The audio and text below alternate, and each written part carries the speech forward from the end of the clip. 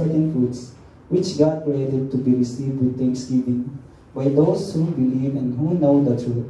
For everything God created is good, and nothing is to be rejected if it is received with thanksgiving, because it is consecrated by the word of God and prayer. If you point these things out to the brothers, you will be a good minister of Christ Jesus, brought up in the truth of the faith and of the good teaching that you have followed. Have nothing to do with godless myths and old wives' tales, rather train yourself to be godly. For physical training is of some value, but godliness has value for all things, holding promise for both the present life and the life to come. Amen. Now may I call Pastor Carlo.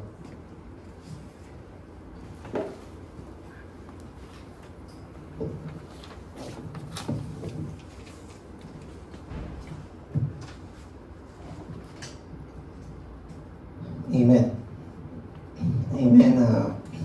Good afternoon to everyone of us. And please join me in a short prayer. Let's pray.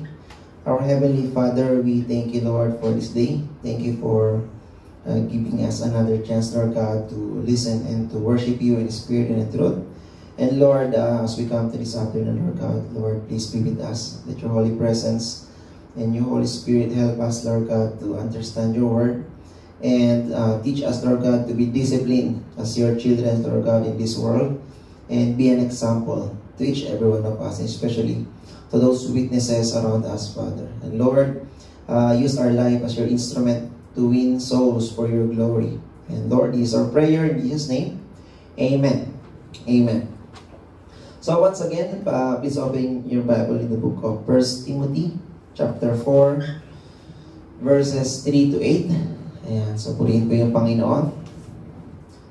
So once again, basahin po natin. Sabayan niyo ako, no? Kita niyo na po ba? 1 Timothy chapter 4, verses 3 to 8. Ako magbabasa ng verse 3, kayo sa verse 4. Palitan po tayo, okay? Verse 3, they forbid people to marry and order them to abstain from certain foods, which God created to be received with thanksgiving by those who believe and who know the truth.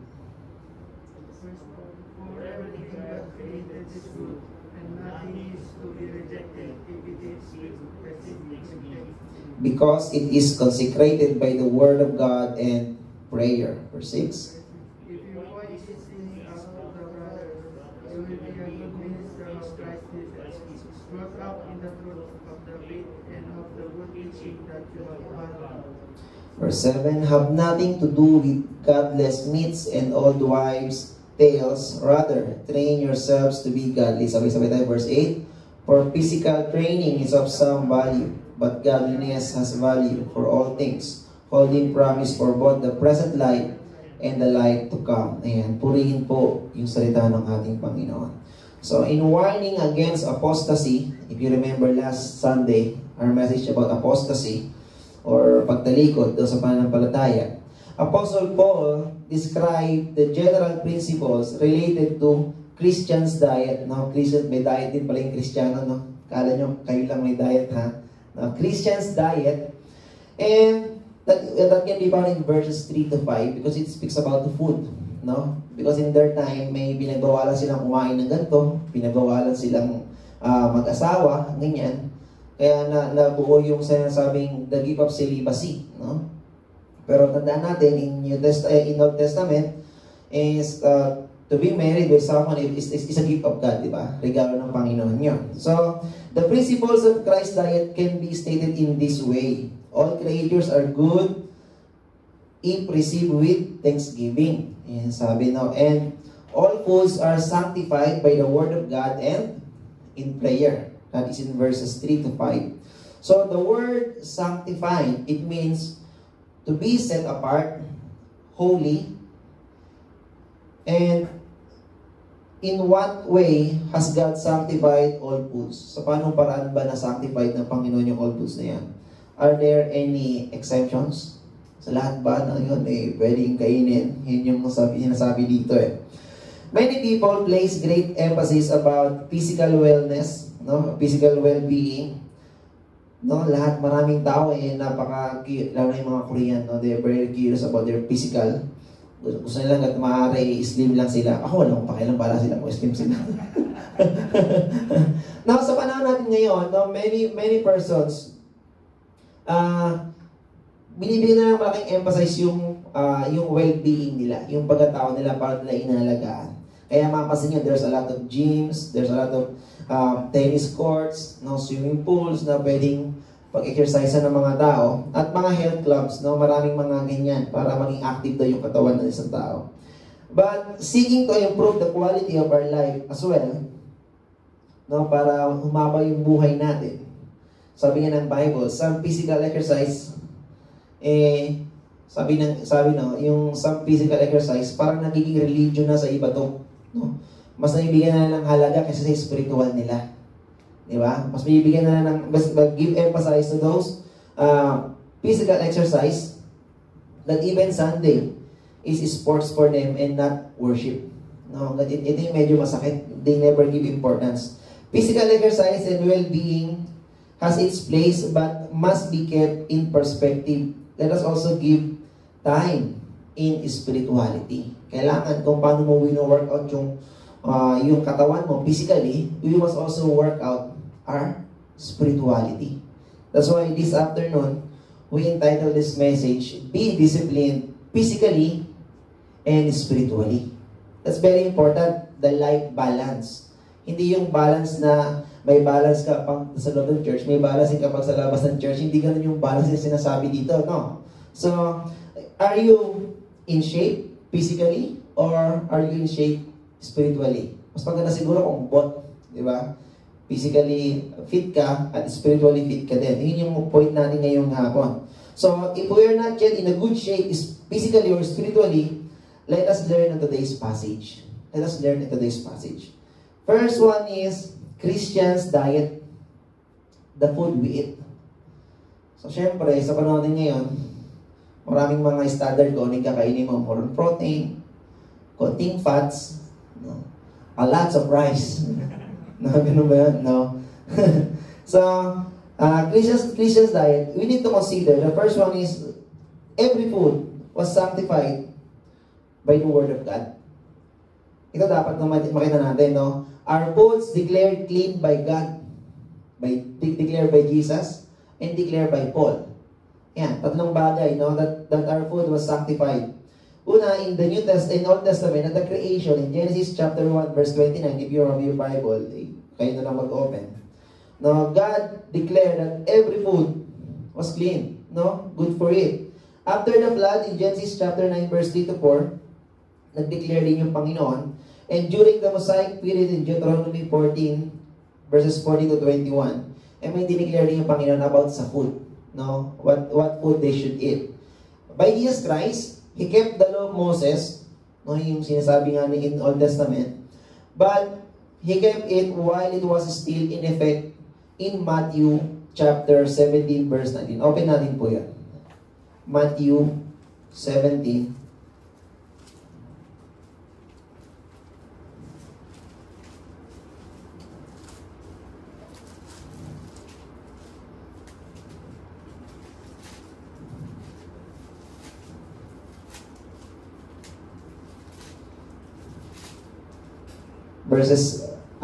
Matthew 5. Verses 17 to 19. Okay, sabi dito, it says here, do not think that I have come to abolish the law or the prophets. I have not come to abolish them, but to fulfill them. I tell you the truth, until heaven and earth disappear, not the smallest letter, not the least stroke of pen will by any means disappear from the law until everything is accomplished. Anyone who breaks one of the least of this commandment and teaches others to do the same will be called least in the kingdom of heaven. But whoever practices and teaches these commands will be called great in the kingdom of heaven. So, Jesus Christ never abandoned this law. Sumusunod pa rin siya, pero pinapahalagahan niya pa rin na yung bawat pagkain ay dapat tinatanggap na may pagkapasalamat. But His teaching, often look forward doon sa kung kailan ba matatapos tong batas na to. Kasi although yung batas na yan ibinigay, meron pa rin itong limit. No, may scope lang ito. So, our food was sanctified by the word of God. Sinabi din ni Paul in Romans 14:14, Paul's views come from Jesus himself. Yung view ni Paul patungkol dito sa sanctified food is also yung view din ng Panginoon sa Kristo. Ginaya lang ni Pablo. Sino ba nagsabi ng imitate me as I imitate Christ? Si Paul. No? So, every time na pagpakayo na kayo yung gumagano eh. Every time na merong gagawin to si Paul, no, in-emphasize niya na gayahin niyo to kasi ganito yung ginagawa ni Kristo. No, gayahin niyo ako, imitate me as I imitate Christ. So, ang gustong ipunto ni Paul, at every time na may gagawin ka, that is for God's glory. Na gano'n dapat. So, the Christians were free to eat whatever was sold in the market according in 1 Corinthians chapter 10, verse 25. Sige, basahin niyo po, no? Para ano niyo po. 1 Corinthians chapter 10, verse 25. Eat everything sold in the meat market without raising questions of conscience. So, malinaw pala, no? Lahat pala pwedeng kainin. So, the Word of God has thus declared all foods clean, and that is a general rule. That is a general rule. But, there's an exception to the rule. Merong exemptions. Meat that sacrificed to idols, never eat. Okay? Eat meat that sacrificed to idols. Mabasa niyo sa chapter 10 din ng 1 Corinthians, verses 18 to 28. And also, exemptions to the rule, yung blood and things strangled, yung mga sinakal. Hindi na padugo. Di ba? Mayroon ganyan, di ba? Ay, ganyan. And, when eaten with offense, kung baga kinakain mo pero may doubt ka, huwag mo nalang kainin. Pero sayang, no? Ibalot na lang natin sa bahay kainin.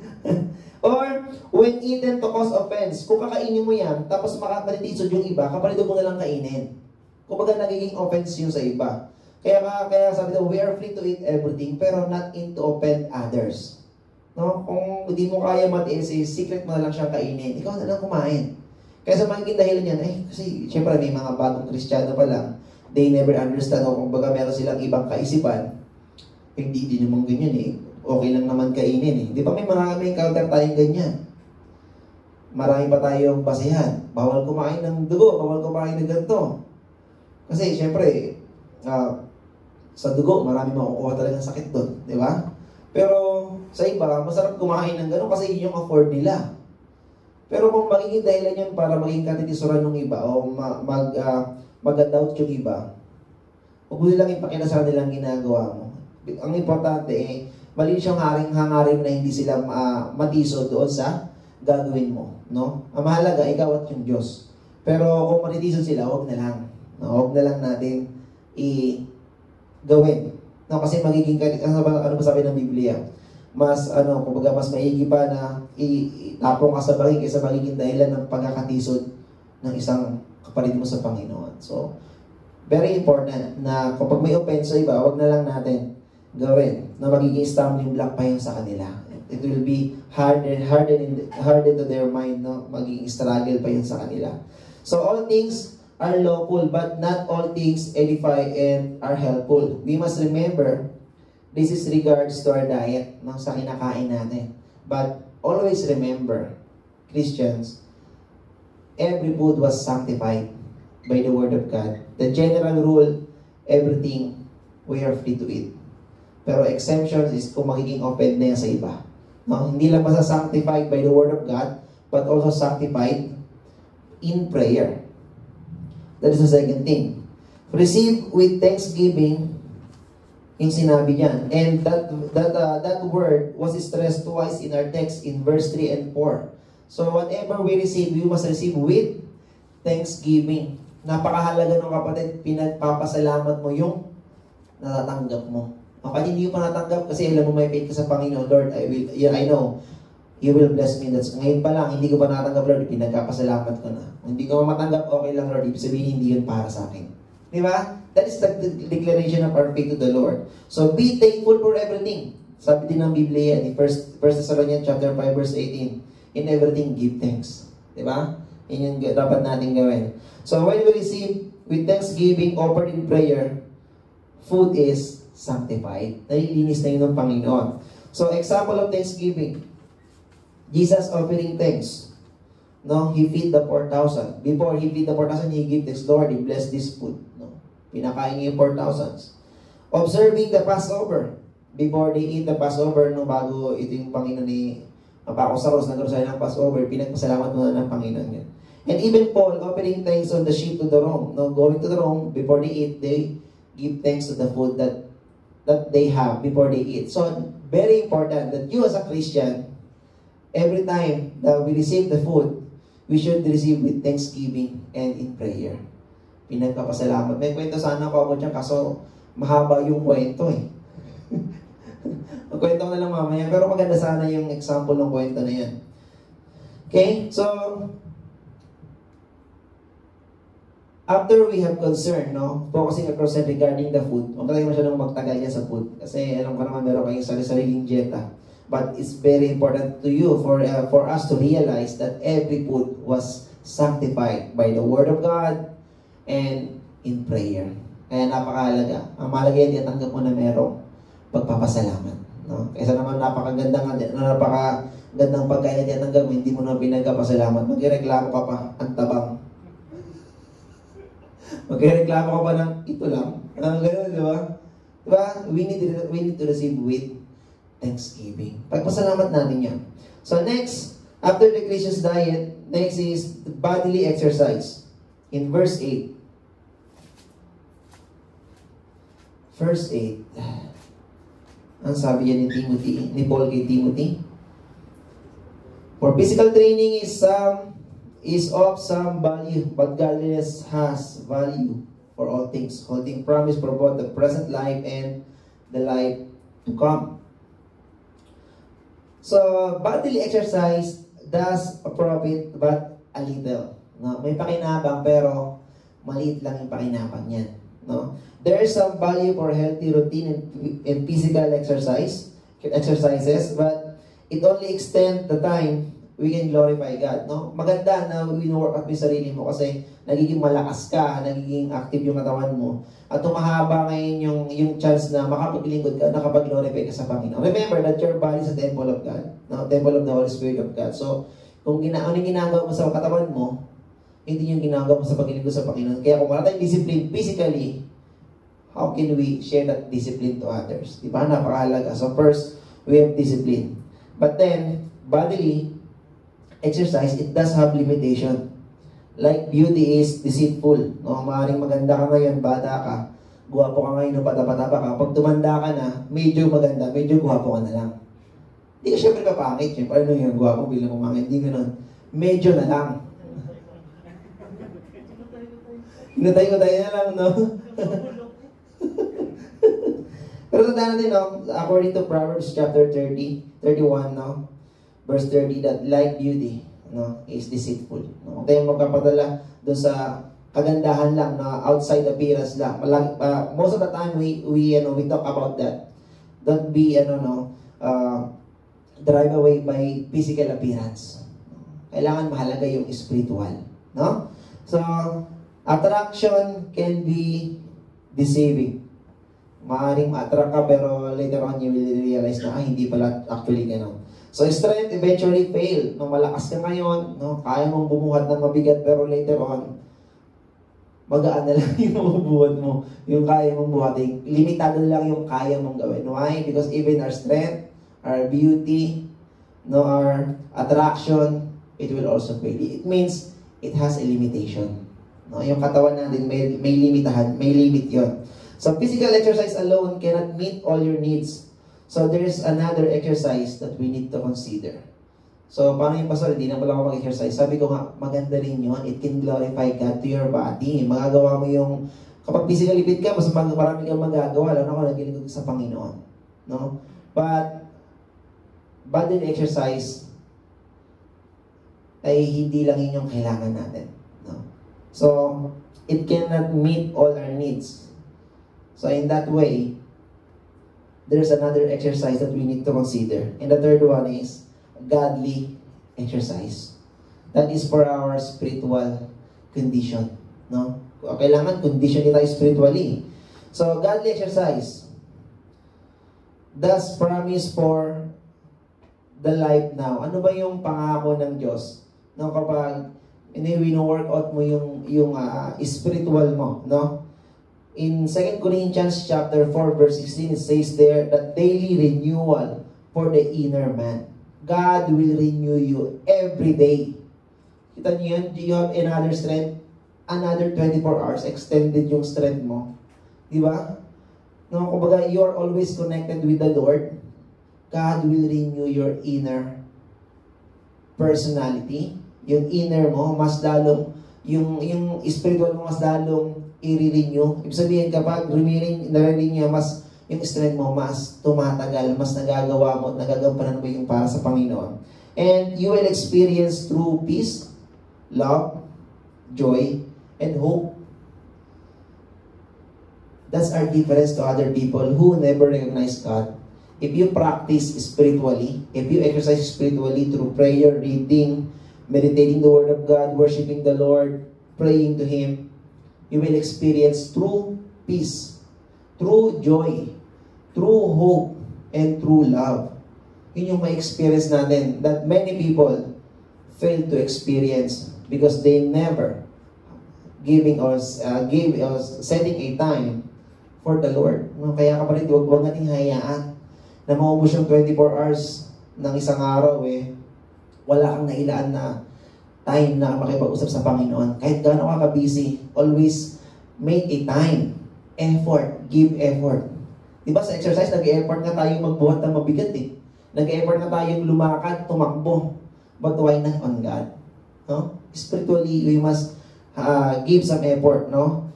And also, it will extend our family, no?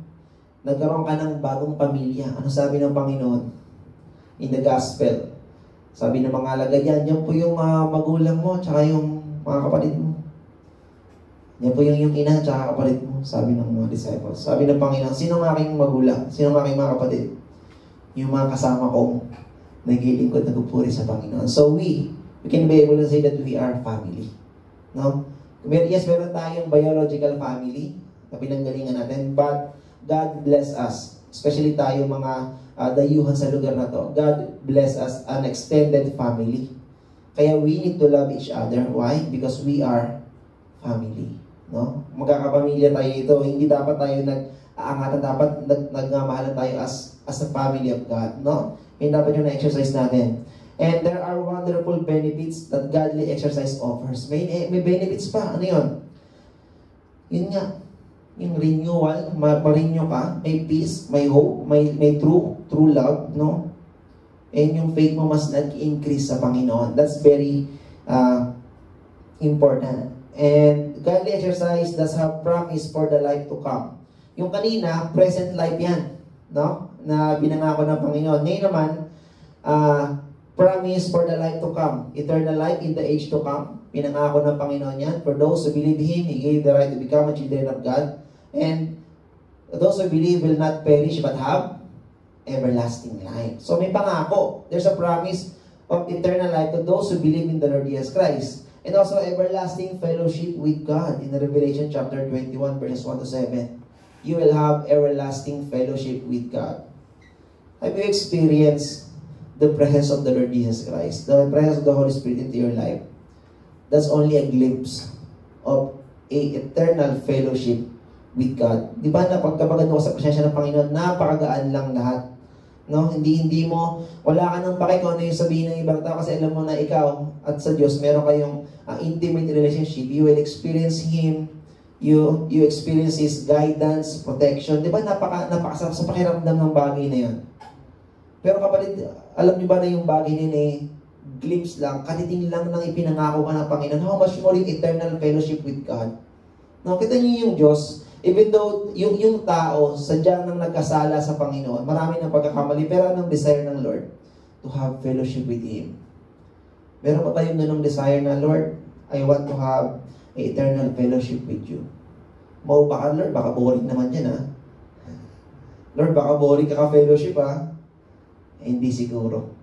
No, the moment na nagiging totoo ka sa Panginoon, na hinaharap mo yung Panginoon, in spite of our mistake and wrongdoings, di ba may time na hinaharap mo talaga yung Lord, alam ko, makasalanan ako, but then, you still give me a chance. Di ba may ganun kang time na para ka sa Panginoon, na-experience mo yung pagkilos ng Lord, kapag hindi pa yan buo. No? Yan pa lang yung pinaparana sa in your present life, yung true peace, true hope, diba? True love and true joy na binibigay ng Panginoon. How much more if you are with Him? Pangako niya, eternal fellowship to those His children. Kita niyo yun? Kaya nga sabi na hindi ka na makakaramdam ng lungkot. No? Hindi ka na iiyak sa sakit.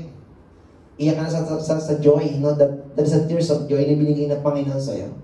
No? Napakaganda siguro maranasan. And here is where godly exercise truly excels over bodily exercise. Yan yung mas higit na nagagawa ng physical, godly exercise doon sa physical exercise. No, magkaroon tayo ng, yun yung pagkakaiba nila. No, yun yung difference nila. So, both of them had a value to understand them, no, and help us also to consider the last one. No, makita natin ng mahalaga pala yung bagay na yan. Kasi may pangako yung Diyos sa present life. Kaya, while we are serving and living in this world right now, try to experience, Lord, do I experience your promise in my life now? Yung renew mo ko everyday, yung experience your true peace, kailangan ka pa rin maranasan mo yan Yan yung mag-motivate sa'yo na magpatuloy ka sa paglilingkod sa Panginoon. Yan yung huhugutan mo nung kalakasan. Ngayon kasi marami nang hugot dun sa emosyon di ba? Kaya nangyayari, hindi na nagiging strong. So we must humugot tayo doon sa Lord, no? Siya yung magbibigay ng tunay na kaligayahan, tunay na kagalakan, tunay na pag-ibig sa Panginoon. And yung mithiin natin yung everlasting fellowship for the life to come, yung pangako ng Panginoon. Sana kapag dumating na yung panahon ngayon, lahat pa rin tayo, sama-sama pa rin tayo na ka-fellowship yung ating Lord. Ang hirap naman na kayo lang, hindi nyo ako kasama. May kwento rin sana ako niyan, pero next time na lang. Diba sa lupa, lagi inauna yung pastor. Diba? Serve sa pagkain, unahin niyo yung pastor. Unahin niyo yung pastor. Okay, nakarating sa loob, sa langit. Kwento ko na kasi, maganda yung kwento Pagdating sa langit, kwento lang naman to. Sabi nila, si Jesus daw nag-aantay. Kasi may mga pila na papasok sa langit. Jesus nag-aantay. Tingin niya, "Oy, si pastor, unahin niyo. Sabi ng miyembro, "Lord, pati ba naman dito sa langit, pastor pa rin yung unahin?" Pagbigyan niyo na, bibira rin yung pastor na nakapunta sa langit. Pag unahin niyo na, bibira lang yung pastor na sabi, Pero just only a story, para nakakatawa lang isipin. Pero, we need to have a desire na, Lord, sana na-experience naman namin yung present life na pangako mo, and also the fellowship that you promised to every one of us. Yung sana yung desire natin, ma-experience yung bagay na yun. So, knowing these things, yung bodily exercise is helpful but a little profit. Godly exercise is very helpful, present life and in the life to come. Ngayon naman, the last one is maintaining a healthy balance. Hindi natin kayang consistency na magawa lahat yun di ba? Minsan na-discourage ka. Minsan you feel weak. Ayaw mo nang gawin, tamad na ako. Nakakatamad. 3 buwan na ako nagbuhod, wala nangyayari. Ayaw mo na. Pagod na ako. Parang ganun. But we need to maintain this kind of balance, enable for us to grow. Ano ba, yung buto ba, pag tinanim mo, ilang buwan, ilang linggo lang, tutubo ba kagad yan? Magbubunga ba kagad? Hindi. There's a process. But we need to be consistent while serving the Lord. Kaya we need to maintain a healthy balance. And without the power of the Lord Jesus Christ and His Holy Presence and His Holy Spirit on us, di natin kaya ng consistent. Di natin kaya. Bakit? Iko-compare mo yung sarili mo sa iba. Hahanapin mo yung tama ng iba na iko-compare mo sa sarili mo na, ba't ako, mandungin lang ako siya, hindi siya gumagano na. Parang unfair. Di ba? Kung compare mo eh. At yun yung naging way. Kaya nawawala yung love mo. Kaya nga sabi doon, kapag lagi ng pangit yung nakikita mo na ugali ha.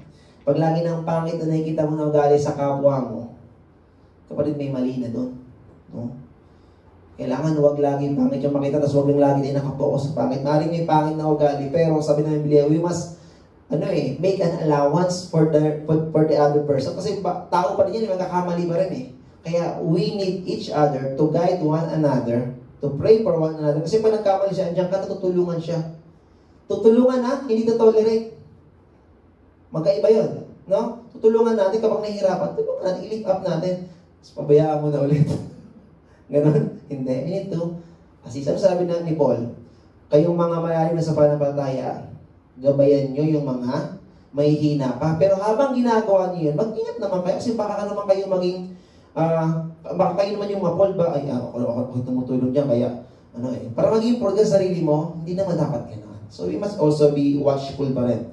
So, maintaining a healthy balance. Now, in maintaining a healthy balance, physically and spiritually, which is more important? Ano ba yung mas mahalaga? In expending of time. Ano ba yung mas mahalaga habang binibigyan mo ng time yan? Exercise, no? Pwede mo gawin 30 minutes, 1 hour, 2 hours a day. Yan yung suggestion kasi ng health officials eh, para maging healthy daw yung tao. Basically nga sabi, 30 minutes of walk everyday, okay na. Pero sa akin, hindi yung epekto yung gano'n. Siguro mga 30 minutes of jogging siguro pwede yung gano'n. Nabiro lang. But then, kung nagde-demand ng 30 minutes a day is helpful for your body exercise, the question is, how do we spend, or do we spend an equivalent time on your meditation, on your prayer, or for your spiritual life?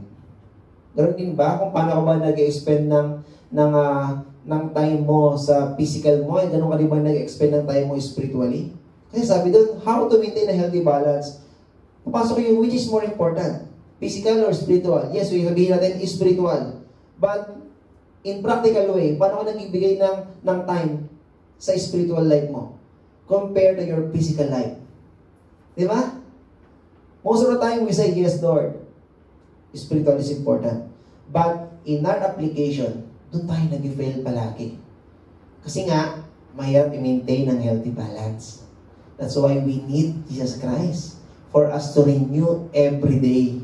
Yun yung pangako niya eh. That's why we need to experience His renewed Spirit on us every day. Kaya mahalaga na i-practice natin yung spiritual life natin, kapatid. It's not for me, but for you to develop, to grow. Kasi kapag hindi tayo lumalago sa Panginoon, problema yun.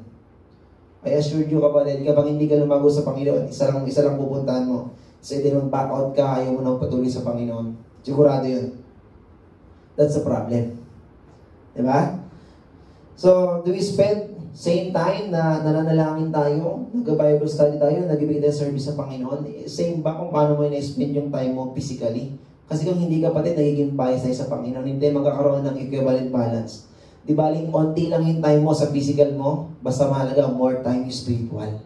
No? Hindi papasok yan. Next, in expending of energy, which is more important, physical or spiritual? Physical fitness needs an effort to live, to run. No? In eating, may mga effort kang ginagawa dyan. But the question is, do we give the same effort towards serving others and serving God? Kung paano ka ba nag-e-effort physically, ganun ka rin ba nag-e-effort spiritually? Kasi kapatid, ganun ulit, kung hindi, improper balance pa rin yun. Hindi pa rin may maintain yung healthy balance natin spiritually. So, what we should do while giving effort, physically, let us give more effort spiritually. Mas magbigay tayo ng time na mag-effort tayo para sa Panginoon. So, the question is, do we spend as much time and energy exercising ourselves to godliness? Kasi kapatid, kung hindi, mahirapan tayo eh. We need to pursue godliness. We need to pursue life that can glorify God. Yun dapat yung goal natin. Especially in this time. Especially in this situation right now. No? Kasi yung marami ngayon, online na lang. Online worship na lang tayo, wala nang face-to-face. Ang hirap kayo mag-online. Manonood ka, sabi, ting! Mag-message sa'yo, atak na. Diba? Mag-online ka, ting! May gagawin ka. Ay, nag-text na siya, teka lang. I-post mo to, mamaya ka na papanoorin. Nangyayari. Di ba? So, na-emphasize pa rin ba natin yung spiritual natin? Kasi, oo, maganda, nagkaroon tayo ng online worship. Gumagawa tayo ng effort para may pangaral, may encourage yung mga manampalataya sa Panginoon. Pero, anong response mo bilang isang manampalataya doon sa bagay na yun? Na madalas taking for granted na lang natin, iyan mo na. Pwede ko naman i-replay, pwede ko naman gawin to, pwede ko yan gawin. Nagiging multitasking tayo eh. No? Nag-multitasking tayo eh. Haba online na kami ngayon, ito yung online ko. Ito yung online business ko din. Nangyayari. Diba? And that's sad reality. Actually, okay lang, basta at least balance. When we give effort to the Lord, give your best. No? Give mo yung best mo. Even our best has a limitation. It's okay. Important is you give your best. And sabi nga God will do the rest. Alam na, God knows our limitation. No, on serving Him. Alam niya yun. No, more than you know yourself, God knows you. Pero hindi niya ginagawang excuse yun para ayaw kita piliin na maglingkod sa akin because you have a limited patience, limited skills, limited ability, ayoko sa'yo. Hindi ganun si Lord eh. Sa iba nga, while we are still sinners, Christ died for us. No? Maraming tao, Lord, bago ako sumunod sa'yo, ayusin mo muna ako. Sino nagkaroon ng ganun pangako sa Panginoon? Lord, bago maging faithful sa'yo, Panginoon, baguhin mo muna ako. Kapalit, hindi mangyayari at hindi ka lumapit sa Panginoon. Hindi magkakaroon ng true changes if we're not true to God. True changes will never happen without true repentance. Tandaan natin yun. So, maintaining a healthy balance, we must have a good and a best decision. Which is more important, spiritually or physically. Next, which comes first? Ayan. Anong mas inuuna natin? Physically or spiritually? When conflicts arise. Ayan. Yan tayo naibit madalas eh. Kapag nagkakaroon ng conflict like this situation, may conflict to sa atin eh. Anong inuuna natin? Physical or spiritual? Kunyari, nagkasabay. Gantong oras ng time ng worship nyo. Ganito rin oras ng laro nyo. Anong uunahin? When I was starting serving the Lord, I really like playing basketball. Gusto ko talaga maglaro nun. Sumali ako, may team kami. May laro kami. Pumunta ko sa church yung teammate namin. Senior pastor namin yung naharap. Hinanap ako senior pastor namin. Sabi sa si Carlo, may laro po kami. Wala siya, gagawa pa siya ng tinapay. Ngayon ako, anong oras ko, ano kaya gagawin ko? Kasi pwede ko naman gawin yung tinapay nung gabi. Umaga yung laro namin. Umaga ako nakaschedule gumawa ng tinapay. Anong uunahin ko ngayon?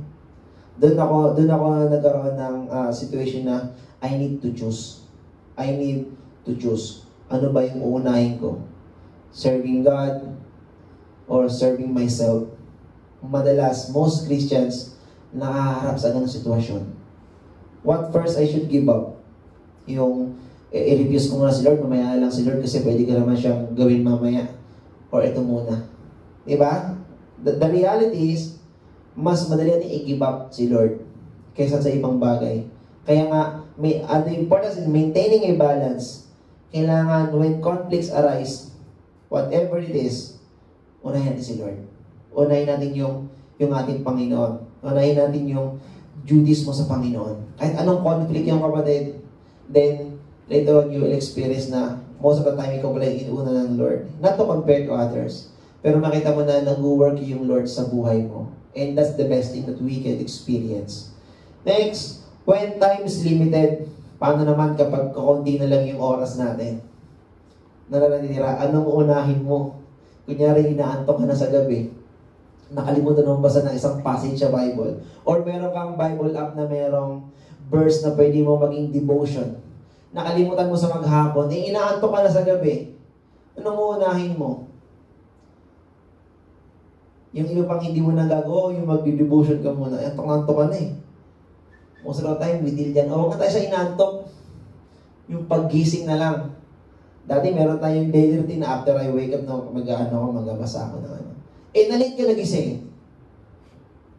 Kailangan mo mag-asikaso, anong gagawin mo? Diba? Most of the time, dyan tayo nakaharap. Dyan tayo napipili na nagkakaroon ng decision sa buhay natin kapag yung limited na yung oras. If we must cut back on some activity, will it be spiritually or physically? Pag spiritual ba yung muna mong, wag kang mamaya ka na ha, ito na muna. Ano ba yung natin yung inuunang inaalis when time is limited? And that is very important in maintaining a healthy balance, kapatid. Hindi tayo lalago kung hindi natin unahin yung Panginoon. No? Yes, God understands our situation. Most of the time, we say, God understands me. God knows me. Pero kapatid, do you consider that sometimes na I need to give time to the Lord? I need to consider God. I need to make effort for the Lord. Or I need to understand God. Pero pa tayong ganun. Kasi madalas ang ginagawa lang natin, naunawaan ako ng Lord. Naunawaan ako ng Panginoon. Diba? Ganun yung excuse natin. But the reality, we are being biased. Kapag ano tayo sa mga conflict situation, ang mas inuna natin, hindi yung Lord.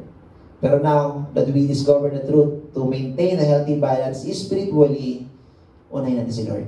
No? Si Lord muna, and give our best on serving the Lord. So do not let the food we eat, affects our fellowship with God and others. And do not let those conflicts, will lead us to choose on refusing God. Huwag natin hayaan ganun. Have a straight priorities and let us seek first His kingdom. Yes, it is important to take care of our physical, but give more importance in our spiritual. So maintaining a proper balance will help us to be truly physically fit and spiritually alive. Let us all pray.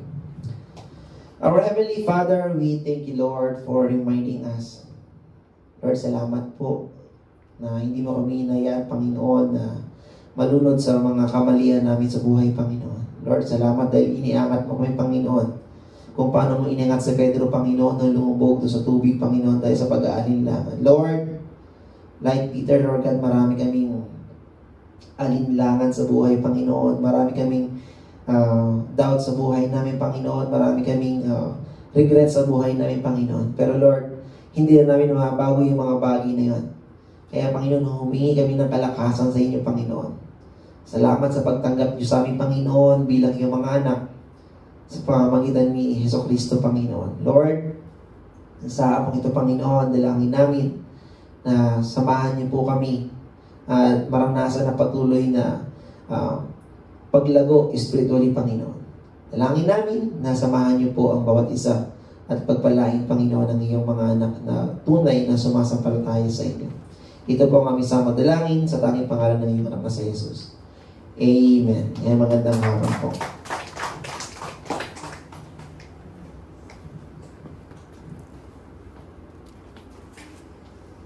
Thank you, Pastor. Now for our offering, in the book of Proverbs, chapter 3, verse 9 and 10.